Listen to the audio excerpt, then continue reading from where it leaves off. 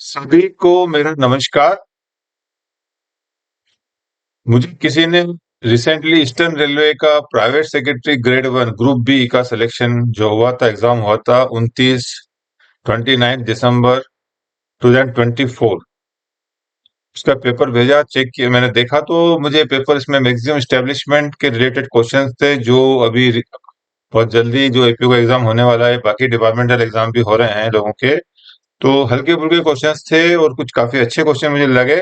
मैंने कहा जिसके ऊपर एक छोटा पेपर बनाया जाए तो ताकि लोगों को फायदा हो, तो इसीलिए मैं आज इसको वीडियो बना रहा हूं मैं। तो आज चलते हैं, इसमें जो क्वेश्चंस आया है सीधा मैं क्वेश्चन पे चलता हूँ। स्टैब्लिशमेंट के रिलेटेड क्वेश्चंस है इसमें।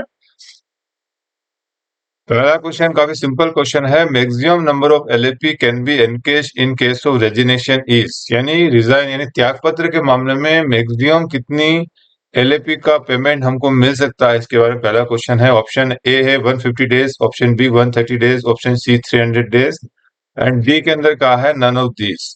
तो जैसा कि आपको मालूम है कि रेजिग्नेशन के मामले में वैसे कोई बेनिफिट मिलता नहीं है, लेकिन जो आपके पास छुट्टियां का जो बैलेंस है, लीव बैलेंस है, उसका मैक्सिमम 50% तक का भुगतान ले सकते हैं। और किसी भी कर्मचारी के पास जो एलएपी होगी वो मैक्सिमम 300 प्लस 15 होता है, तो 15 को हम काउंट नहीं करेंगे, एक्यूमुलेशन मैक्सिमम 300 ही होता है, तो 300 का जो मैक्सिमम होगा वो 150 डेज होगा। तो इसका आंसर जो हो जाएगा 150 डेज ए हो जाएगा। ये मैं बता दूं, किसी के क्वेश्चन घुमा के पूछ सकता है कि किसी के पास 200 एलएपी है तो मैक्सिमम कितना मिलेगा, तो 100 हो जाएगा। तो ये क्वेश्चन घुमा के पूछता है। तो मैं आपको बता दूं, मैक्सिमम जो होगा, जो एम्प्लॉय के बैलेंस में होगा उसका 50%, या अगर बैलेंस नहीं बताया है तो मैक्सिमम 150 डेज हो जाएगा। Second question, railway pension for railway servant was introduce on, railway pension system जो 1993 है वो 16/11/1957 से लागू हुआ था। सिंपल क्वेश्चन है, इसलिए मैं ज्यादा बात नहीं कर रहा। Pay element for running staff shall include with the basic pay for calculation of pension and benefit, तो रनिंग स्टाफ का जो पेंशन बेनिफिट के लिए कैलकुलेशन के लिए रूल पूछा है। ए में 55%, B 30%, C 45%, D none of this. Running staff का सभी को मालूम है, सिंपल है, 55% जो है वो ऐड होता है बेसिक प्लस 50% जो होता है वो पेंशन और ग्रेजुटी से दो में होता है। अगर लीव के लिए अगर पूछ लिया जाए घुमा के, तो लीव में 30% होता है रनिंग स्टाफ का, बता दूं आपको। और इसमें अगर क्वेश्चन थोड़ा घुमाया जाए कि लोको इंस्पेक्टर का पेंशनरी बेनिफिट के लिए कितना कैलकुलेशन होता है, कितना बेसिक पे ऐड होता है, तो रनिंग स्टाफ का जो है वो पेंशनरी बेनिफिट यानी पेंशन और ग्रेजुटी के मामले में 30% होता है। लीव के मामले में जीरो होता है, लीव में कोई ऐड नहीं होता। तो ये थोड़ा सा मैंने एडिशनल इन्फॉर्मेशन देने की कोशिश की है। किसी भी तरह का क्वेश्चन अगर घुमा के पूछा जाए तो रनिंग स्टाफ का पेंशन में 50%, लीव में 30%, लोको इंस्पेक्टर का पेंशन बेनिफिट में 30% और लीव में आपका जीरो जुड़ता है। इसके बाद अगला क्वेश्चन है, if an employee has 280 days LAP and 420 days HLAP at the time of retirement, sanction of leave encashment of leave shall will be, किसी कर्मचारी है उसके रिटायरमेंट के टाइम उसके एलएपी बैलेंस उसका 280 डेज था और एलएचएपी बैलेंस जो है 420 डेज था, तो कहा गया कि कितने दिन का उसको लीव एनकेशमेंट मिलेगा। पहला option A 280 days LAP, B में कहा गया है 300 डेज एलएपी, सी में कहा है 280 days LAP plus 20 days HLAP, D में कहा है नन ऑफ दिस। बड़ा सिंपल इन्होंने ऑप्शन डाल दिया है कि 200 डेज मैक्सिमम को 300 डेज का मिलता है, तो इन्होंने जो सी किया है 200 डेज एलएपी प्लस जो रिमेनिंग पार्ट होता है, जैसे कि आपको मालूम है एचएलएपी से माइनस करते हैं। कंफ्यूज करने के लिए इनको एक्चुअली डी ऑप्शन करना चाहिए, 200 डेज एलएपी प्लस 40 डेज एचएलएपी, ताकि लोग कई लोग कंफ्यूज होते हैं कि 40 को डबल करके करके शायद 20 डेज करें तो उसमें कंफ्यूज किया जाता है, लेकिन उन्होंने कंफ्यूज नहीं किया, सिंपल डाल दिया। तो मेरे ख्याल से सी काफी सिंपल हो गया है कि किसी भी कर्मचारी का जितना एलएपी में कम होता है, अगर मान लीजिए किसी का सिर्फ, मान लीजिए इसी केस में अगर सिर्फ 200 डेज एलएपी है तो रिमेनिंग 300 माइनस कर देंगे जितना एलएपी आपके पास है, यानी 300 माइनस 200 या 150 जितना भी है, और रिमेनिंग जो माइनस होगा वो आपका एचएलएपी होगा। और कोई कैलकुलेशन डबल डबल ना करें आप, सिंपल है। तो ये इसका आंसर हो जाएगा 200 days LAP plus 20 days LHAP. Question number 5 में कहा in which category direct recruitment is not done, किस कैटेगरी में डायरेक्ट रिक्रूटमेंट नहीं होता है। तो जैसा कि आपको मालूम है इसमें ऑप्शन दिए है, ए में group A, group B, group C, group D. तो ग्रुप ए में यूपीएससी के थ्रू सिलेक्शन होता है सभी डिपार्टमेंट में, मालूम है आपको। ग्रुप बी के अंदर जो है सिर्फ प्रमोशन कोटा है आपका, और सी में भी डायरेक्ट रिक्रूटमेंट आरआरबी से होता है। और ग्रुप डी जो अस्ट वाले ग्रुप डी बोलते हैं लेवल 1, उसमें भी डायरेक्ट रिक्रूटमेंट कोटा है। तो सिंपल क्वेश्चन आ जाएगा, ग्रुप बी इसमें आ जाएगा। हाईएस्ट पे level in railway in 7 CPC, कि रेलवे में 7 CPC में हाईएस्ट पे लेवल क्या है? ए में 16, बी 18, सी 17 और डी 19। वैसे तो मैक्सिमम जो हमारा पे लेवल है सेंट्रल गवर्नमेंट का वो लेवल 18 है, मैंने एक वीडियो उसमें बनाया हुआ, आप उसको देख सकते हैं। रेलवे में जो मैक्सिमम चलता है वो लेवल 17 होता है, एपेक्स लेवल होता है वो। अगला क्वेश्चन है इसमें, rule no railway servant shall accept any gift as per the rule dash of railway conduct rule. Railway conduct rule आपको सबको मालूम होने चाहिए क्या क्या रेलवे कंडक्ट रूल है। तो गिफ्ट का जो रूल आता है वो आपको मालूम होना चाहिए। तो उसमें ऑप्शन ए में 13, ऑप्शन बी 15, ऑप्शन सी जो है 11, ऑप्शन डी 18। 18 आपको मालूम है इमूवेबल प्रॉपर्टी से कनेक्शन होता है आपका, और 15 जो है ट्रेड से कनेक्शन है, एम्प्लॉयमेंट से कनेक्शन है। तो आपको सारे जितने भी हमारे कंडक्ट रूल आपको याद होना चाहिए। जो 13 रूल है वो गिफ्ट से कनेक्शन होता है, कि नियर रिलेटिव से कितना गिफ्ट ले सकते हैं, इसके ऊपर मैंने पूरा वीडियो बनाया हुआ, आप देख सकते हैं। और 13(1) डॉरी से कनेक्शन है, 13A जो बोलते हैं दहेज का, वो भी पूछा जा सकता है। तो इसमें बड़ा सिंपल क्वेश्चन कर दिया है कि जो गिफ्ट है वो हमारे रूल 13 में आता है। In normal case when a railway employee is on leave, how many days HRA can be done in favour of him? Normally साधारणतया कोई भी कर्मचारी की छुट्टी जाता है तो मैक्सिमम कितने दिन तक छुट्टी में उसको HRA मिलेगा, उसके बाद फिर रुक जाएगा। ऑप्शन है 180 डेज, बी 135 डेज, सी 160 डेज और डी 120 डेज। जो पुराना हमारा रूल था, काफी 10-20 साल पुराना रूल था, तब 120 डेज हुआ करता था। लेटेस्ट में जो हमारा पैरा 1707, इसके बारे में जरा सा मैं बता दूं, मैंने लेके आया हूं मैं। ये हमारा है Indian railway establishment code part 2 chapter 17। इसमें पैरा 1707 की हम बात करेंगे तो यहाँ 180 डेज लिखा हुआ है कि कोई भी कर्मचारी सभी छुट्टियों को मिला के अगर छुट्टी लेता है तो मैक्सिमम 180 डेज तक नॉर्मली उसको जो है वो HRA मिलेगा। लेकिन 180 डेज के बाद बंद नहीं होगा। अगर 180 डेज के बाद आप लेना चाहें तो यहाँ दो कंडीशन नीचे लिखी हुई है कि अगर वो लिख के देता है सब्जेक्ट की ही और इस फैमिली और both continue for the period of which compulsory allowance is claimed to reside at the same station from which he proceed, यानी वो छुट्टी पे गया है तो वो या तो वो रह रहा है या उसकी फैमिली उसी मकान में रह रही है। या तीसरा सेकंड में आएगा, he continue for the period of which house rent allowance is claim to retain the house, यानी उसने मकान वहां रखा हुआ है, रिटेन किया हुआ मकान है। तो अगर 180 डेज तक नॉर्मली आप बिना किसी इसके आपको 180 डेज तक मिल जाएगा। 180 डेज के बाद को आपको सर्टिफिकेट देना पड़ेगा कि या तो आप वहां रह रहे हैं, आपकी फैमिली रह रही है, या आपने मकान को रिटेन किया हुआ है। अगर सर्टिफिकेट देंगे तो बियॉन्ड फिर 180 डेज भी आपका जो HRA कंटिन्यू रहेगा। तो पैरा 1707 लगता है इसके अंदर। अगला क्वेश्चन है, what is the minimum days of CCL to be sanction at a time? CCL maximum minimum जो CCL किसी जमाने 15 हुआ करती थी, अभी लेटेस्ट रूल क्या है? ऑप्शन ए में 15 days, B 5 days, C 7 days and 30 days कहा डी में। तो जैसा आपको मालूम है, इनिशियली जब 2009 में पॉलिसी आई थी तब 6 पे कमीशन 15 डेज कहा था, अभी ये 5 डेज आ गया है। तो ऑप्शन इसमें बी सही हो जाएगा। In which case further employment in government service is barrier, मतलब किसके क्या आपको पनिशमेंट दिया जाए कि फिर फर्दर आप सरकारी सेवा के लिए आपके लिए बाधित होता है। तो ए में है कंपल्सरी रिटायरमेंट अंडर DR होता है, पेनल्टी नंबर 7 होती है रूल्स इसके अंदर। और B dismissal, C removal and D termination of services. तो जैसा कि आपको मालूम है, जो हमारा रिमूवल डिसमिसल में जो पेनल्टी होती है, दोनों में जो डिफरेंस है, एक ही डिफरेंस है, वो डिसमिसल है। डिसमिसल में एम्प्लॉय जो है फर्दर किसी भी गवर्नमेंट जॉब के लिए वो है उसके लिए डिबार हो जाता है बंदा। अब जॉब उसको सरकारी नौकरी उसको नहीं मिलेगी अगर उसको डिसमिस किया हुआ है रेलवे से, या किसी सेंट्रल गवर्नमेंट में कोई भी कर्मचारी का डिसमिस होता है तो ये फर्दर उसके लिए अनफिट हो जाता है किसी भी सेंट्रल गवर्नमेंट एम्प्लॉय के लिए, एम्प्लॉयमेंट के लिए।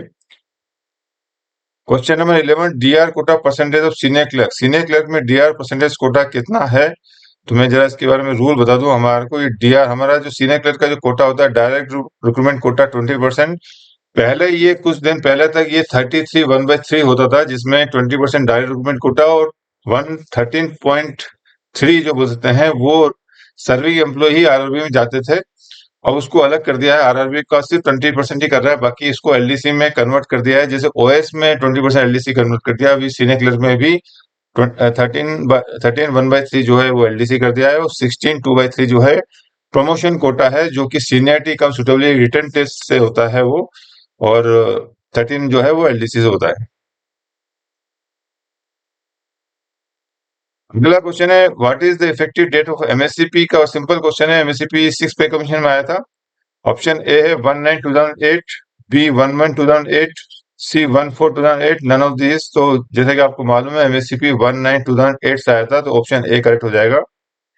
MSCP to GP 200 of junior clerk followed by promotion to GP 2800 gives the employees benefit of। तो मैं बता दूं इसमें ऑप्शन है, डिफरेंस देंगे हम जीपी 800 का, बी में 3% इंक्रीमेंट प्लस जीपी डिफरेंट, सी में 3% इंक्रीमेंट है, डी में नो फिक्सेशन बेनिफिट। तो मेरे हिसाब से तो ये क्वेश्चन अभी नहीं पूछना चाहिए, क्योंकि ये 6 पीसी का क्वेश्चन है। अभी हम 7 पीसी की जगह अभी 8 पीसी में हम जाने वाले हैं। तो ये डिफरेंस ऑफ गेट पे का जो था मामला खत्म हो गया है। अभी आपको नेक्स्ट पहले में जो हमारा FR22 जो होता है वो लगता है इसमें। आपको जो नेक्स्ट लेवल जो है 2000 की जगह आपका जो लेवल ये आपका हो गया 3। तो लेवल 3 से लेवल 5 में जो भी आपका नेक्स्ट आएगा, जो आपका पे चल रहा होगा, उसका नेक्स्ट में आपको दे देंगे। तो इसमें एक्चुअल में ये ए भी सही होता है और ये डी भी सही होता है। नो फिक्सेशन बेनिफिट इनका मैंने की लेके आया था यहाँ पर 13 में, की में ए दिया हुआ है, लेकिन इसमें एक्चुअल फिक्सेशन बेनिफिट ये भी कहीं ना कहीं आपका आंसर थोड़ा कुछ हद तक सही होता है ये, क्योंकि आपको फिक्सेशन बेनिफिट इसमें नहीं मिलता है। तो अगला हम करते हैं 14 number question, reservation percentage for economically weaker section in case of DR quota. तो डीआर कोटा में जो ईडब्ल्यूएस कोटा होता है वो उसके लिए क्वेश्चन है। पहला में ए में 4%, बी 5%, सी 10% और डी 1%। तो जैसा आपको मालूम है कि पीडब्ल्यूडी का 4% अभी आता है और वीकर सेक्शन के लिए 10% है, तो उसमें सी सही आंसर हो जाएगा। क्वेश्चन नंबर 15 कहा गया है कि CL can be combined with. CL किसके साथ जुड़ता है? तो जनरली मैं बता दूं, जो लीव रूल के अंदर हमारा सीएल गवर्न नहीं होता है। तो लीव रूल जो हमारा चैप्टर 5 है इंडियन रेलवे एस्टेब्लिशमेंट कोड, उसमें सभी छुट्टियां आपस में जुड़ती है, लेकिन सीएल नहीं जुड़ता है। तो सीएल क्या पूछा है, किसके साथ जुड़ता है? ऑप्शन ए एलएपी, दूसरा बी एचएलएपी, सी आरएच और डी नन ऑफ दिस। तो रेस्ट आरएच के साथ सीएल जुड़ सकता है आपका। अगर बीच में आरएच पढ़ रहा है या रेस्ट पढ़ता है तो आगे पीछे आपका सीएल लग जाता है, तो इसमें सी आंसर हो जाएगा सही। Recovery of HBA can be done in how many instalment. HBA जो हाउस बिल्डिंग एडवांस है उसकी रिकवरी कितने इंस्टॉलमेंट में होती है, रिकवरी का क्वेश्चन है। एचबीए की ओवरऑल उसमें एचबीए में दो होता है, एक तो प्रिंसिपल भी होता है और इंटरेस्ट भी होता है। तो 3 क्वेश्चन इसमें बनते हैं कि टोटल एचबीए की रिकवरी कितने इंस्टॉलमेंट होती है, प्रिंसिपल की कितने की होती है और इंटरेस्ट की रिकवरी कितने इंस्टॉलमेंट की होती है। Option A 60 days, option B 120 days, option C 180 days and option D है 240 डेज। इसके ऊपर मैंने डिटेल वीडियो बनाया हुआ है सारे, अब वो उसको देख लीजिए ताकि आपको एचबीए के ऊपर कोई भी क्वेश्चन आएगा वो आपको उसके बारे में जानकारी हो जाएगी। मैं फिर भी ये थोड़ा सा बता दूं, इसमें एचबीए के अंदर ये एचबीए का हमारा जो आरबी नंबर है 187/2017 पैरा 7(2) में लिखा हुआ है कि the methodology of recovery of HBA shall continue as per existing pattern of recovery of principal first 15 years in not more than 180 monthly installment and interest thereafter in next 5 years in not more than 60 monthly installment। यानी total आपका 240 हो जाएगा, जिसमें principal आपका कटता है 180 instalment में और इंटरेस्ट होता है 60। क्वेश्चन इन्होंने कॉमन पूछा है तो 180 प्लस 60 जो हो जाएगा, इसमें डी आंसर सही हो जाएगा 240। अगर वो प्रिंसिपल की बात करता है तो फिर आपका 180 आंसर हो जाएगा। अगर इसी क्वेश्चन में अगर इंटरेस्ट का पूछता है तो ए आंसर हो जाएगा। क्वेश्चन के हिसाब से आपको क्वेश्चन पूरा समझ में आना चाहिए और आपको आंसर भी मालूम होना चाहिए। For leave encashment of leave salary minimum leave balance should dash dash. Leave encashment हम जो क्लेम करते हैं उसके ऊपर मैंने वीडियो बनाया हुआ है, काफी सारे टर्म्स एंड कंडीशन है। उसमें एक कंडीशन है कि आप जब लीव एनकेशमेंट क्लेम करते हैं तो मिनिमम बैलेंस लीव एनकेशमेंट लेने के बाद 10 दिन का लीव एनकेशमेंट प्लस अब जो छुट्टी अवेल कर रहे हैं 1 दिन 10 दिन की, उसके बाद आपका वो बैलेंस उतना मिनिमम बचना चाहिए। उसके लिए ऑप्शन ए में 30 days, B 45 days, C 60 days and D 90 days. तो इसमें ऑप्शन सही हो जाएगा 30 डेज। ये शुरू से ही वही नियम है, इसमें कोई चेंज नहीं आया। क्वेश्चन नंबर 18 है the PS group B comes under which category of employment under HOA. HOA rule पे क्वेश्चन डाला हुआ है कि जो पीएस ग्रुप बी आता है वो किस कैटेगरी में आता है। ए में कंटिन्यूस बताया, बी में इंटेंसिव, सी इसेंशियली इंटरमीडिएट और डी एक्सक्लूसिव। एक्चुअल में एक्सक्लूसिव तो कोई कैटेगरी होती है, एक्सक्लूडेड कैटेगरी होती है। और जो नॉर्मल पीएस होते हैं अदर देन ग्रुप बी वो जनरली एक्सक्लूडेड में आते हैं, लेकिन ग्रुप बी ऑफिसर कोई भी कैटेगरी में नहीं आते हैं। ये शायद क्वेश्चन मेरे ख्याल से कैंसिल भी इन्होंने कर दिया था। 18 ये क्वेश्चन इन्होंने कैंसिल भी कर दिया था क्योंकि की गलत हो गई थी, और ये क्वेश्चन भी एक्चुअली गलत है। ग्रुप बी जो है किसी भी कैटेगरी में नहीं आते हैं। अगला क्वेश्चन 19 है, Indian railway act was enacted in the year. Railway act generally हमारा 1989 चल रहा है, लोग कंफ्यूज हो रहे हैं कि क्या इसमें 1989 तो कोई है ही नहीं। तो ऑप्शन ए में 1890, बी में है 1891, सी है 1892 एंड 1889। तो मैं बता दूं, सबसे पहले जो रेलवे एक्ट आया था उसके बारे में मैंने पूछा है, कई को कम मालूम है, तो इसमें मैं क्वेश्चन लेके आया था। Indian railway act 1989 is act of parliament, ये सबसे पहले जो था 1989 में जो आया था, उसके से पहले जो था वो था, इसमें पढ़ देता हूँ। The railway act 1989 is act of parliament of India. India का जो पहला था, विच regulate all aspect of rail transport. The act came into force in 1989 replacing the railway act 1890। ये 1890 को रिप्लेस करते हुए 1989 आया था। दोनों में कोई भी क्वेश्चन पूछा जा सकता है, करंट में कौन सा हमारा रेलवे एक्ट चल रहा है, तो वो है 1989। पिछला वाला क्या था, तो ये आपका आंसर हो जाएगा 1890, ये आपका सही हो जाएगा। तो इसमें आंसर आपका जो होगा वो 1819 ए सही हो जाएगा इसके अंदर। Yearly quota for recruitment under scout and guide in level 2 for each zonal railway. ये question scout guide and cultural के क्वेश्चन आते हैं, इसको आप जरा रख लीजिए, याद कर लीजिए, जो भी करना है। मैं डिस्क्रिप्टिव में सीधा आंसर देता हूँ। ये आपका है मास्टर सर्कुलर नंबर 7, जो अभी रिसेंटली 2019 में जो सर्कुलेट हुआ था, उसके अंदर स्काउट एंड कोटा का बताया हुआ है। तो लेवल 2 में रेलवे पर रेलवे 2 आता है, ग्रुप सी।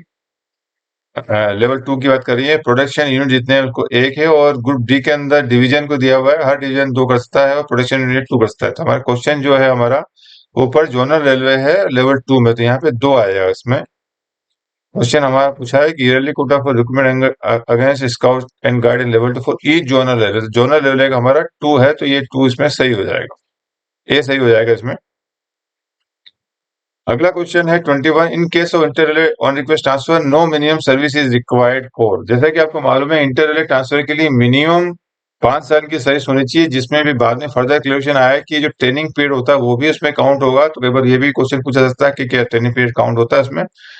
तो अब 5 साल की जो कंडीशन है वो सर्टेन लोगों में शामिल काउंट करते हैं, कुछ लोगों को एक्सेप्शन दिया है कुछ कंडीशन में। वो 5 कंडीशन आपको मालूम होनी चाहिए। तो मैं पहले 5 कंडीशन के ऊपर जरा बता देता हूँ आपको। ये अगला, इसको मैं यहाँ लिया हुआ है कि आरबी नंबर है 12/2017 है, आरबी नंबर 94/2019 है। जो आरबी नंबर 2017 में 4 कंडीशन थी और फिर एक और ऐड किया उन्होंने 2019 में, तो टोटल जो 5 कंडीशन है, जिसपे 5 इयर्स की जो कंडीशन है मिनिमम होनी चाहिए, वो लागू नहीं होती। मैं पढ़ के सुना देता हूँ। पहला है transfer sort of mutual exchange. जो म्यूचुअल ट्रांसफर लेते हैं वहां 5 साल की कंडीशन की जरूरत नहीं है। स्पाउस गाउन ट्रांसफर जो मांगते हैं लोग, उसमें 5 साल की जरूरत नहीं है।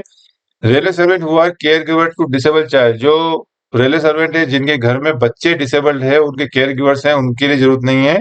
और एम्प्लॉय खुद फिजिकली हैंडीकैप में है, अगर वो 40% ज्यादा है, तो उसको 5 साल की जरूरत नहीं है। ये 4 कंडीशन जो थी 2017 के आरबी नंबर 12/2017 में बताई थी, फिर इसको एक ऐड किया, जिसमें कंपल्सरी ग्राउंड में जो विडो का अपॉइंटमेंट होता है, इसमें बता दो सिर्फ विडो के लिए कहा गया है। विडो के अलावा बच्चों का होता है तो उसमें वो नहीं है, तो सिर्फ विडो को एक एक्सेप्शन दिया हुआ है कि उनको भी 5 साल की जरूरत नहीं, वो भी inter relay transfer without fulfilling the condition of minimum 5 years can apply for inter relay transfer. तो ये 5 कंडीशन है। हम क्वेश्चन में आ जाते हैं। तो इन्होंने यहाँ पे डिफरेंटली एबल स्टाफ यानी फिजिकली हैंडिकैप्ड स्टाफ की बात की और स्टाफ काउंट किया है। और सी में क्या है, both A and B and none of this, तो इसमें आपका सी आंसर हो जाएगा, बोथ ए एंड बी। कोई भी क्वेश्चन है, आपको पूरा क्वेश्चन आपको समझना है, पूरा क्वेश्चन के सारे रूल मालूम होने चाहिए। ये नहीं कि आपको सिर्फ 2 ही मालूम है। मिनिमम सर्विस कंडीशन किन 5 कंडीशन में लागू नहीं होती, किसी तरह भी क्वेश्चन घुमा के पूछा सकता है, आपको मालूम होना चाहिए, 5 कंडीशन मालूम होनी चाहिए आपको।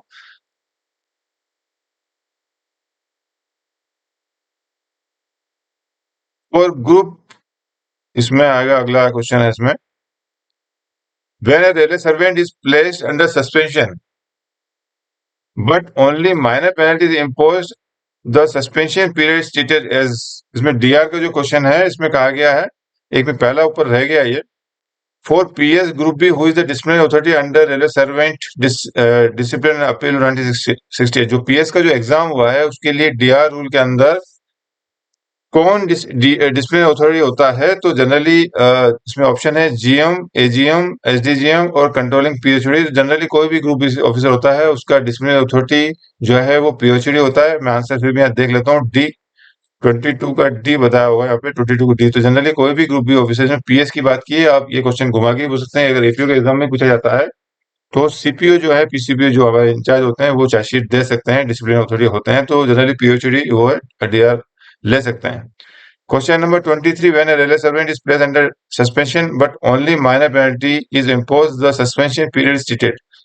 Common DR rule simple question है कि किसी भी कर्मचारी को सस्पेंड किया हमने, और सस्पेंशन के बाद तीन ऑप्शन होते हैं। कर्मचारी को या तो ड्रॉप कर दिया, सस्पेंशन चार्जशीट नहीं दिया गया हो, ड्रॉप ही कर दिया सीधा पूरा, या डीआर प्रोसीडिंग के बाद, इंक्वायरी के बाद चार्जेस प्रूफ नहीं होते हो और डिसिप्लिन अथॉरिटी चार्जेस ड्रॉप करे या कर देता है उसको, फुली इसको एक्सनोट कर देता है उसको, एक तो वो कंडीशन होती है। दूसरी माइनर पेनल्टी इम्पोज करता है, तीसरी वो इंक्वायरी के बाद मेजर पेनल्टी इम्पोज करता है। तो माइनर पेनल्टी और जहां वो चार्जेस ड्रॉप हो जाते हैं, दोनों मामले में वो पीरियड जो है ड्यूटी ट्रीट होता है। तो इसमें option A dies non, option B leave due, option C duty, option D extra ordinary leave.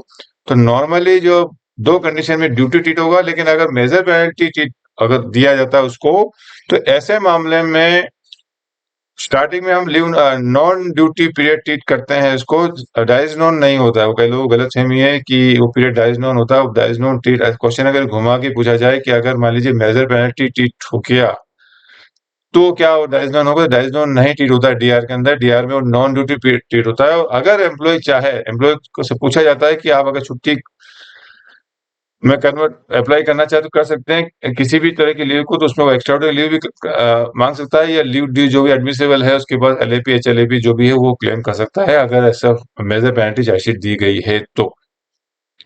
Question number 24, number of chances are given by GM to widow of ex-employee to appear in the suitability test in case of compulsion appointment। जैसा कि आपको मालूम है कि normal case में question पूछा गया है कि जो अनुकंपा के आधार पर नियुक्ति होती है उसमें जो चांस मिलते हैं आपको सुटेबली पास करने के लिए, एक चांस, दो चांस, तीन चार, चार चांस, जो भी है जितने चांस मिलते हैं, तो जीएम को कितने पावर है?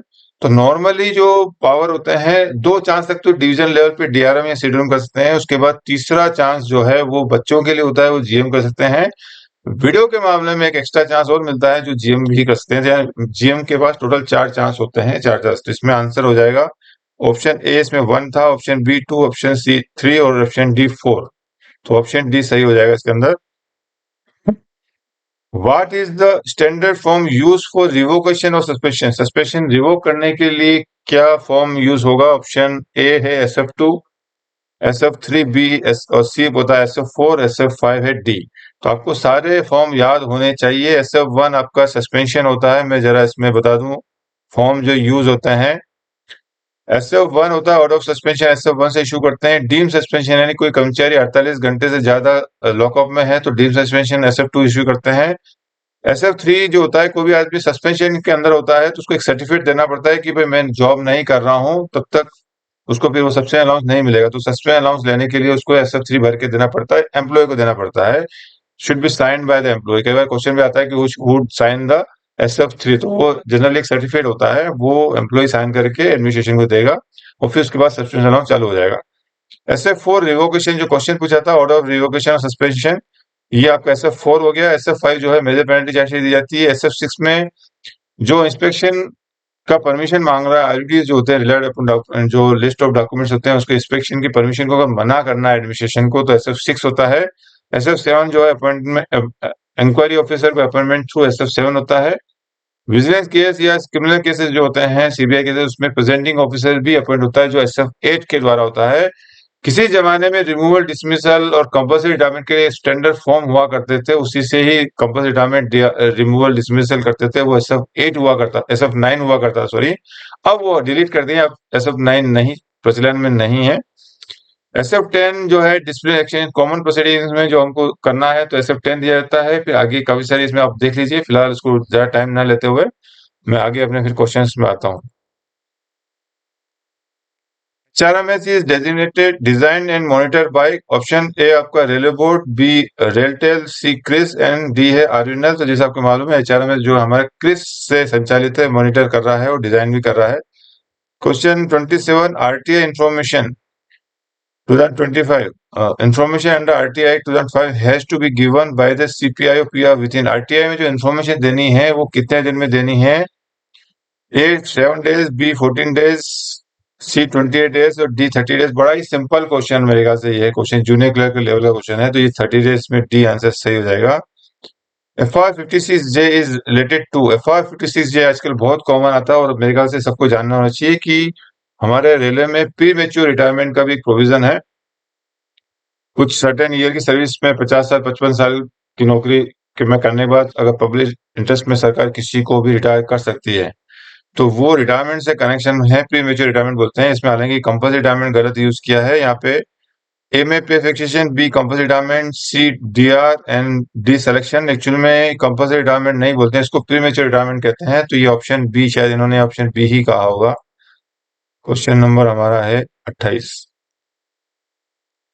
28 में इन्होंने बी कहा है, लेकिन नाम थोड़ा सा मेरे को लगता है इनको कंपल्सरी नहीं करना चाहिए। ये प्री मेच्योर रिटायरमेंट होता है 56J। अगला क्वेश्चन है 29। If an employee is placed under suspension on the date of retirement, then who is the competent authority to issue chargesheet. यानी कोई कर्मचारी जिस दिन रिटायरमेंट है, मान लीजिए अभी फरवरी आ रहा है, 28 फरवरी को अगर किसी कर्मचारी रिटायरमेंट है और 28 फरवरी के दिन ही उसको सस्पेंड किया जाता है, तो ऑब्वियसली चार्जशीट 28 को नहीं बनेगी, वो फिर मार्च में बनेगी या अप्रैल में बनेगी। तो चार्जशीट में साइन कौन करेगा, who will be the disciplinary authority, यानी डिसिप्लिनरी अथॉरिटी कौन रहेगा। तो रूल बता दूं, रिटायरमेंट के बाद चार्जशीट साइन देना है अगर आपको फ्रेश केस बनाना है तो प्रेसिडेंट का अप्रूवल लगता है। और लेकिन बिफोर रिटायरमेंट अगर किसी के खिलाफ डिसिप्लिनरी एक्शन स्टार्ट करते हैं तो फिर जो डिसिप्लिनरी अथॉरिटी उसका रहेगा वही कंटिन्यू रहता है। तो एक बार सस्पेंड करने का मतलब होता है उसके डीआर प्रोसीडिंग इनिशिएट हो चुकी है। तो लास्ट डे में अगर सस्पेंशन दिया जाता है तो ये माना जाएगा कि डिसिप्लिनरी प्रोसीडिंग स्टार्ट होगी। तो चार्जशीट जो साइन करेगा वो डिसिप्लिन अथॉरिटी ही करेगा, प्रेसिडेंट नहीं करेगा। तो इसका आंसर सी है, 29 का सी ही लिखा होगा इसमें भी मेरे ख्याल से, 29 का सी लिखा होगा इसमें। The ex gratia lump sum compensation payable for death due to accident while on duty is, ex gratia lump sum pension जो है ऑन ड्यूटी डेथ के ऊपर मैंने रिसेंटली वीडियो बनाया हुआ, डिटेल में आप जा सकते हैं। इसमें ऑप्शन है ए है 5 lakh, option B 10 lakh, option B 20 lakh, option D 25 lakh. तो इनिशियली जब ये 97 में इंट्रोड्यूस हुआ था तब 5 लाख था, फिर अगले पे कमीशन में 10 लाख हो गया, और अभी ये करंट में इसका है 25 लाख चल रहा है मिनिमम, फिर 35 लाख 45 लाख भी अलग अलग कंडीशन में, लेकिन यहाँ वो ऑप्शन है नहीं। तो नॉर्मल जो ऑन ड्यूटी एक्सीडेंट जो होती है रेलवे में खास तौर से, वो मैक्सिमम 25 लाख मिलता है। ऑप्शन डी इसमें सही हो जाएगा। 31 क्वेश्चन में कहा गया panel for promotion once approve may be cancel after operating the approval. एक बार पैनल, कोई भी प्रमोशन का पैनल बन गया आपका और फिर पैनल में अमेंडमेंट करना है, कैंसिल जो भी करना है, तो उसके लिए क्या रूल है। तो option a selection board, b है authority who approve the panel, c authority next higher than once who approve the panel, and option D GM. ये मेरा एक पुराना वीडियो है क्वेश्चन आंसर, उसमें भी बताया हुआ मैंने। तो इसमें आंसर आपका सी हो जाएगा। कोई भी पैनल में किसी भी तरह का अल्टरनेशन कैंसिलेशन जो होता है वो नेक्स्ट अथॉरिटी जिसने पैनल अप्रूव किया है वो उसका नेक्स्ट अथॉरिटी होता है। तो जनरली डिवीजन में एडीआर पैनल अप्रूव करते हैं, तो फिर डीआरएम जो हो जाएंगे वो जो है कैंसिल कर सकते हैं। तो इसमें क्वेश्चन के आंसर को घुमाया जा सकता है कि आंसर में यहाँ पे सिलेक्शन बोर्ड बोले, फिर एडीआरएम बोले, फिर डीआरएम बोले, जीएम बोले। तो जनरली पैनल अप्रूव एडीआरएम करते हैं, तो फिर नेक्स्ट अथॉरिटी डीआरएम जो है वो में मॉडिफिकेशन कैंसिलेशन कर सकते हैं। What is the minimum qualifying service required for drawing complimentary passes. Complimentary passes के लिए मिनिमम कितनी सर्विस होनी चाहिए। Option A 10 years, option B 15 years, option C 20 years and option D 25 years. तो इसमें आपको जैसा कि मालूम है कि मिनिमम कॉम्प्लीमेंट्री पासेस या आरईएलएचएस स्कीम के में आपको बेनिफिट लेना है तो मिनिमम 20 साल की सर्विस होनी चाहिए। अभी रिसेंटली इसमें क्लेरिफिकेशन आया हुआ है कि अगर 19 साल 9 महीना भी हो गया तो भी उसको इक्विवेलेंट 20 ईयर्स मान के उसको पास दे दिया जाएगा। तो इसमें आंसर सी, ऑप्शन सी सही हो जाएगा ये वाला। What percentage of pension is enhanced on attaining age of 90 years? 90 years में जो ये enhanced family pension नहीं बोलते, इसको additional फैमिली पेंशन बोलते हैं। एनहांस फैमिली पेंशन जो होती है महिलाओं को मिलती है कर्मचारी की मृत्यु के बाद, जिसके लिए पहले 7 साल की सर्विस होना जरूरी थी, जिसको अभी रिसेंटली रिमूव कर दिया है। अभी कोई भी कर्मचारी है अगर उसकी डेथ हो जाती है वाइल इन सर्विस, तो उसकी वाइफ को बढ़ी हुई दर पे एनहांस फैमिली पेंशन मिलती है, जो कि लास्ट बेसिक का एम्प्लॉय की बेसिक का 50% होता है, जो कि 10 साल तक मिलता है। और इसको बोलते हैं एडिशनल पेंशन। जो कर्मचारी जो ओल्ड पेंशन स्कीम में गवर्न होते हैं उनको मिनिमम 80 ईयर्स के ऊपर होने पर एडिशनल पेंशन मिलता है। कोइंसिडेंटली जो ऑप्शन है वो बड़े अच्छे हैं। मैं बता देता हूँ ऑर्डर में। जो ऑर्डर है हमारे 80 ईयर्स से होता है, यहाँ ये आ जाएगा। 80 ईयर्स में 20% बढ़ता है, 85 में 30 बढ़ता है, 90 पे आपका 40 बढ़ता है, और 95 पे 50% बढ़ता है, और 100 पे 100% डबल हो जाता है। इसको मैं रूल भी लेके आया था यहाँ पर। रूल हमारा ये इसमें अगला यहाँ पर है।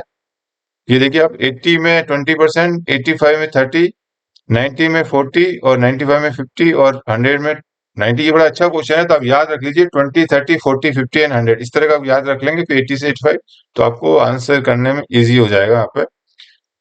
अगला क्वेश्चन है, इसका आंसर 90 ईयर्स में आपका 40 सही हो जाएगा। इसमें 80 में 20 बढ़ेगा, 85 में 30, और 90 में 40% बढ़ेगा आपका।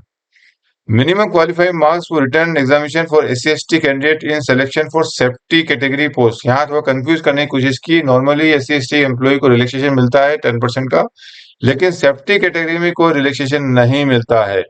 तो यहाँ पे जो ऑप्शन ए में 40%, बी 50% है, सी 60% लिखा हुआ है, और नन ऑफ दिस। तो सेफ्टी कैटेगरी में हमारे जो क्वालिफाइंग मार्क्स होते हैं वो 60% होते हैं, तो इसमें कोई रिलैक्सेशन नहीं होता है। तो इसमें सी आंसर सही होगा, 60%। Question number 35. A sports recruit can get up to dash number of out of 10 promotion for sports achievement। जो कर्मचारी स्पोर्ट्स अचीवमेंट है उसको कितने आउट ऑफ 10 प्रमोशन मिलते हैं? तो इसमें option A 4, option B 3, option C 2, और ऑप्शन डी नो लिमिट कहा है। तो इसमें जो आंसर है 35। 35 का आंसर इन्होंने दिया है बी, यानी 3। मैंने आंसर ढूंढने की कोशिश की है लेकिन मुझे इसका आंसर नहीं मिला है। जो आरबी 189 बी बाई 2010, उसके बाद 2013 में निकला 50/30 2013। उसमें two and subsequent promotion wording use किया, और कोच के लिए लिखा है, जो कोच होते हैं स्पोर्ट्स पर्सन के, उसको लिखा हुआ है मैक्सिमम 2 मिलेंगे आउट ऑफ 10 प्रमोशन। लेकिन स्पोर्ट्स रिक्रूटमेंट के मुझे ब्लैक एंड व्हाइट में नहीं मिला है कि कितने मिलेंगे। टू एंड सब्सिक्वेंट लिखा हुआ है, तो वो फिर नो लिमिट वाली बात इसमें आती है। लेकिन इसका जो आंसर की है वो उसमें 3 बोला है, तो अभी आप उसको 3 ही रखिए। और जिस किसी को अगर मिलता है 3 वाला, मुझे जरूर प्लीज भेजें उसको, मैं अगले वीडियो में इसको कवर कर दूंगा। अगला क्वेश्चन है 36। SLP can be filed before honourable supreme court by railway servant within dash days from the date of judgement of high court. एक तो मैं बता दूं, SLP का मतलब होता है स्पेशल लीव पिटिशन, जो कि सिर्फ सुप्रीम कोर्ट में ही फाइल होती है। कई बार सीनियर क्लर्क का एग्जाम, OS के एग्जाम में पूछा जा सकता है कि SLP कहाँ फाइल होती है, कैट में, हाई कोर्ट में, सुप्रीम कोर्ट में। तो SLP सिर्फ जो है वो सुप्रीम कोर्ट में ही फाइल होती है। जो हाई कोर्ट के ऑर्डर के अगेंस्ट में अपील करनी होती है, आपको सुप्रीम कोर्ट में ही कर सकते हैं। कितने दिन में करना, उसके बारे में कुछ नियम में लेके आया हूं यहाँ पर। Railway servant can file a special leave petition with supreme court of India within 90 days of high court judgement. और कुछ कहा गया है कि the time limit for filing an SLP is 90 days from the date of high court judgement. High court का judgement के 90 दिन के अंदर नॉर्मल केस में SLP फाइल कर सकते हैं।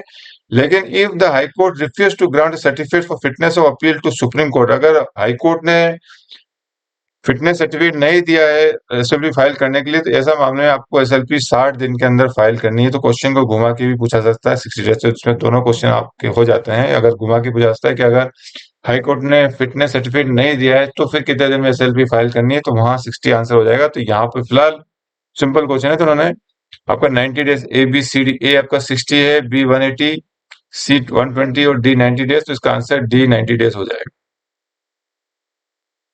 Which of the following is correct in respect of composite transfer grant के मामले में क्या सही गलत से पूछा है। पहला क्वेश्चन है, पहला ऑप्शन है A, for administrative transfer within 20 kilometre 1/3 of the basic pay is granted towards CTG। मतलब अगर आपको प्रशासनिक आधार पर 20 किलोमीटर के अंदर आपका स्थानांतरण हुआ है तो 1/3 मिलेगा CTG के रूप में, जो जनरली सही है। लेकिन इसमें कंडीशन आता है कि आपका चेंज ऑफ रेजिडेंस होना जरूरी है उसके लिए। विदाउट, अगर चेंज ऑफ रेजिडेंस नहीं है तो आपको नहीं मिलेगा। बी में, if both husband and wife are railway employees, CTG is admissible to only one of them transfer first. इसमें कह रहा है हस्बैंड वाइफ दोनों रेलवे एम्प्लॉई हैं, तो जिसका पहला स्थानांतरण हुआ उसको मिलेगा। तो इसमें रूल बता दूं कि अगर हस्बैंड वाइफ के मामले में, अगर स्थानांतरण के मामले में लिखा हुआ है कि विद इन 60 डेज अगर ट्रांसफर होता है दोनों का, तो एक को ही मिलेगा जैसे पहला जिसका हुआ है। और अगर 60 डेज के बाद हुआ है और अप टू 6 मंथ हुआ है, तो फिर जो सेकंड जिसका हुआ उसको 50% CTG मिलता है। और आफ्टर 6 मंथ होता है अगर जो भी स्पाउस है तो फिर उसको दोनों को फुल मिलेगा। तो ये रूल है, तो ये हमारे इसमें गलत हो जाएगा। रूल मैंने आपको बता दिया। सी में कहा है serving rail employee can apply for CTG within 1 year of the transfer. तो ये भी गलत है, क्योंकि सर्विंग एम्प्लॉय के लिए 6 मंथ के अंदर सीटीजी क्लेम करना पड़ता है, और रिटायर एम्प्लॉय के लिए रूल है कि वो with in 1 year CTG claim कर सकते हैं। तो ये भी आपका गलत हो जाएगा। डी है no CTG admissible for temporary transfer not exceeding 180 days. इसमें कहा है कि टेम्पररी ट्रांसफर में सीटीजी एडमिसिबल नहीं है। बिल्कुल सही कहा है कि कोई भी जो टेम्पररी ट्रांसफर होता है उसमें सीटीजी एडमिसिबल नहीं है। तो इसमें डी आपका एक सही है, और जनरली ए भी एक्चुअली में सही है, लेकिन इसमें कंडीशन नहीं है, तो हर केस में आपको नहीं मिलेगा। तो इसमें ऑप्शन है डी ही रखा है 37 का, तो डी के साथ हम जा सकते हैं, लेकिन इस तरह क्वेश्चन मेरे ख्याल से नहीं देना चाहिए, क्योंकि कंफ्यूजन है। ए भी पार्शियली सही होता है आपका, लेकिन बस वो चेंज ऑफ रेजिडेंस वाली बात नहीं है इसमें। Question number 38, change of classification under HUR is approve by according to MSOP. M model SOP के हिसाब से जो चेंज ऑफ क्लासिफिकेशन है आपका, वो कौन अप्रूव करता है, पूछा गया है। Option A GM, option B AGM, option C PHOD, और ऑप्शन डी पीसीपीओ। तो रूल 3 है शायद आता है change of classification approval HOR में, तो उसके हिसाब से पीसीपीओ को पावर डिलीट किए। वैसे तो हेड ऑफ द जो ऑर्गेनाइजेशन होता है जीएम को पावर है चेंज के लिए, लेकिन वो पावर डिलीट किए गए एमएसओपी में, तो वो पावर दिए हैं पीसीपीओ जो है वो अप्रूव करेंगे चेंज ऑफ क्लासिफिकेशन, जो कि सिर्फ ईआईसी और इंटेंसिव की बात होगी, और एक्सक्लूडेड कैटेगरी के लिए फिर वो रेलवे बोर्ड से ही लिस्ट आती है वो। क्वेश्चन 39 है when bias is attributed to inquiry officer the inquiry officer has to. अगर इंक्वायरी चल रही है डीआर के अंदर, रूल 9 में इंक्वायरी ऑफिसर इंक्वायरी कर रहा है, उसके ऊपर बायस का एलिगेशन लगता है, तो मैं बता दूं अब एक नए रूल आए हैं 2022 में, जिसमें कहा गया है कि बायस का रूल का अगर एलिगेशन लगाना है तो आपको जैसे ही आपको इंक्वायरी ऑफिसर का नॉमिनेशन मिलता है SF7 के थ्रू, आपको इमीडिएटली आपको उसके ऊपर आपको अपील करनी है या अपना रिप्रेजेंटेशन देना है कि बायस का एलिगेशन जो आप लगाना चाहे कि मैं इसको जानता हूं हमारे रिलेशन अच्छे नहीं है, जो भी आप कहना चाहे आपको इमीडिएटली करना है। एक बार इंक्वायरी हो गया है, स्टार्ट हो गया है, तो फिर आप बायस का एलिगेशन नहीं लगा सकते हैं। इसके ऊपर मैंने भी वीडियो बनाया, वो भी आप देख सकते हैं। लेकिन अगर क्वेश्चन को हम सॉल्व करें कि अगर इंक्वायरी ऑफिसर ड्यूरिंग इंक्वायरी बायस का एलिगेशन लगाते हैं, तो नॉर्मली अभी कहा गया है कि नहीं एक्शन लेना, लेकिन उसमें रेयर केस में एक्सेप्शनल केस में कहा है कि डील किया जा सकता है। तो क्या करना है, ऑप्शन ए में कहा गया सीज टू फंक्शन एज आयोग वंस फॉर ऑल। एक बार इलेक्शन लगा दिया उसके बाद आपको इंक्वायरी बंद, परमानेंटली आपको बंद कर देनी है, आयोग का काम बंद हो जाएगा आपका। दूसरा proceed with inquiry, inquiry action सामने वाला करता रहेगा, कोई दिक्कत नहीं, हमने तो भाई हमारा रूल चेंज हो गया अब मानेंगे नहीं, हम तो इंक्वायरी करते रहेंगे, ये है। सीएससी के एडवाइस फ्रॉम रेलवे एडवोकेट भाई एडवोकेट्स की हम सलाह मानेंगे। डी है stop inquiry and send the case to DA.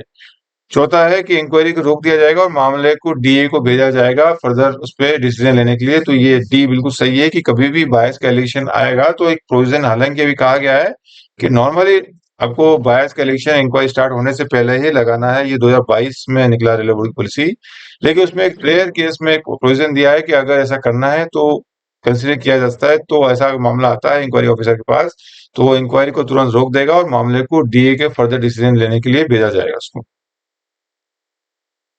Question 40 है how many section are cover under RTI act. RTI act में कितने सेक्शन है कहा पूछा गया है। Option A 8, option B 10, option C 12 and option D 15। तो इसमें सारे, इसमें रिसेंटली मैंने कुछ दिन पहले, 2-4 दिन पहले हमारे अनुपम सर जो हैं उनका आरटीआई के ऊपर लेक्चर मैंने अपलोड किया था, जिसमें काफी लोगों ने सराहा उसको। उसके लिए मैं उनको धन्यवाद देना चाहूंगा इस वीडियो से कि उन्होंने अलाउ किया मेरे को वीडियो अपलोड करने के लिए। तो उन्होंने जो वीडियो बनाया था उसमें एक पेज के अंदर डिटेल्स बताई थी जो मुझे अच्छी लगी, तो मैंने उसको यहाँ कॉपी कर दिया है। तो इसमें उन्होंने कहा है कि RTI has 31 sections, 2 schedules and 6 chapters. और heart and soul of RTI chapter 2 containing section 3 to 11। तो क्वेश्चन पूछा जा सकता है कि हार्ट ऑफ द आरटीआई क्या है, तो चैप्टर 2 आ जाएगा। और सेक्शन इसमें 31 है, जिसमें 3 क्वेश्चन बनते हैं, कितने आरटीआई में सेक्शन है, कितने शेड्यूल है, कितने चैप्टर है। ये 3 क्वेश्चन इसमें बनते हैं, तो आप जरा देख लीजिएगा। अगर सेक्शन पूछा जाएगा तो 31 आएगा, शेड्यूल पूछे जाएंगे 2 शेड्यूल है आरटीआई के अंदर, चैप्टर पूछे जाएंगे 6 चैप्टर है। तो इसमें चूंकि 31 नहीं है तो इसको शायद पेपर क्वेश्चन को शायद कैंसिल किया है 40 नंबर को। ये क्वेश्चन इन्होंने कैंसिल किया है क्योंकि आंसर इसमें एक भी सही नहीं था। अगला क्वेश्चन है 41, what would be the correct procedure when a chargesheet is found to be defective. अगर किसी चार्जशीट किसी कर्मचारी को दी गई है और उसमें कर्मचारी रिप्रेजेंट करता है कि सर चार्जशीट जो है वो गलत है, डिफेक्टिव है, या फिर कई बार चार्जशीट जो एसएफआई इश्यू होती है वो इंक्वायरी ऑफिसर को भेजी जाती है इंक्वायरी करने के लिए। इंक्वायरी ऑफिसर की ड्यूटी बनती है सबसे पहले वो चार्जशीट को पढ़े और आईविटनेस विटनेस पर देखे सब बराबर है कि नहीं है। तो अगर उसको लगता है कि चार्जशीट डिफेक्टिव है, तो ऐसे दोनों मामले में अगर मामला आता है तो क्या करना है। तो इसमें ऑप्शन है cancelling the chargesheet with reason without prejudice to take further action, पहला ऑप्शन ए। बी है without cancelling a fresh chargesheet may be issued. C continue the proceedings. और D a none of the above. तो बिल्कुल simple मामला है कि अगर chargesheet में इस तरह के मामला आता है, डिफेक्ट आता है और डीए को लगता है, देखिए डीए को लगता है नहीं चार्जशीट बराबर है तो वो कंटिन्यू करेगा। लेकिन अगर लगता है डीए को चार्जशीट डिफेक्टिव है तो फिर वो क्या करेगा, चार्जशीट को कैंसिल करेगा। लेकिन उसमें हम लिखते हैं chargesheet cancel without prejudice to take further action by the admission in this matter. मतलब ऐसा लिखना बहुत जरूरी है, अगर अदरवाइज हम सेम चार्ज के लिए दो चार्जशीट इशू नहीं करते हैं। तो चार्जशीट कैंसिल करने की वर्डिंग आता है कि chargesheet is being cancel with right to admission without prejudice to take further action in the matter करके फिर आप उसी के ऊपर सेम चार्जेस के ऊपर फर्दर एक्शन आप दोबारा चार्जशीट इशू कर सकते हो। तो इसमें ए सही हो जाएगा। और विदाउट कैंसिलिंग फ्रेश चार्जशीट आप इशू नहीं कर सकते, वो गलत हो जाएगा, वो केस पिट जाएगा कोर्ट में। और कंटिन्यू द प्रोसीडिंग्स करेंगे वो भी गलत हो जाएगा। तो आपका ए ऑप्शन सही हो जाएगा। कभी भी मामला अगर इस तरह का आता है तो आप चार्जशीट को कैंसिल करते हुए साथ में subject to condition without prejudice वाली बात डाल दीजिए तो आपका सही हो जाएगा। 42 है interest on delayed payment of DCRG में भी सैंक्शन। कोई भी डिलेड जो डीसीआरजी किसी का मामला बनता है तो नॉर्मल केस में इंटरेस्ट नहीं मिलता है। और अगर सामने वाला डिपेंड करता है तो उसके लिए अथॉरिटी कौन है, A PFA, B PHD concern, C AGM and D GM. तो बता दूं आपको जीएम का अप्रूव लगता है अगर किसी वजह से डिलेड डीसीआरजी हुआ। कई बार लोग पूछते हैं पेंशन भी कई बार किसी को डिले मिलता है तो उसके लिए किसका अप्रूवल मिलना है, क्वेश्चन पूछा जाता है। तो पेंशन डिलेड का कोई भी आपको इंटरेस्ट नहीं मिलेगा, आपको सिर्फ डीसीआरजी का ही मिलेगा। और किसी चीज का मानने जाएंगे लीव एनकेजमेंट का हमको तो वो नहीं मिलेगा। सिर्फ डिलेड डीसीआरजी के बारे में ही प्रोविजन दिया हुआ है आपके पेंशन मैनुअल 1993 में। तो वो जीएम के पास पावर है इंटरेस्ट देने का।